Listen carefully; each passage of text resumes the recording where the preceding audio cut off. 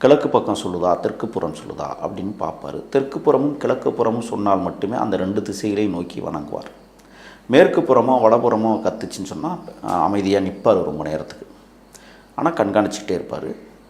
அந்த சாமி கும்பிட்டுட்டு ஊதுபத்தி கொளுத்தி சாமி கும்பிட்டுட்டு அந்த ஊதுபத்தியில் விழுகிற அந்த திருநீர் மாதிரி இருக்கிற அந்த சாம்பலை எடுத்து நெத்தியில் தடவிட்டு அங்கேருந்து துப்பாக்கி எடுத்து அந்த புகையிலையும் அந்த சூளத்தில் இப்படி காட்டி சாமி கும்பிட்டுட்டு அது தோல் மேலே அப்படி போட்டு கம்பீரமாக அப்படி நடந்து அப்படி வந்து உட்காந்துக்கிட்டு என்ன செய்வார்னு சொன்னால் காலையிலேயே ஏதாவது புத்தகம் படிப்பார். புராண இதிகாச புத்தகங்கள் ஏதாவது 1-2 வச்சுருப்பார். மாந்திரீக புத்தகங்கள் வச்சுருப்பார்.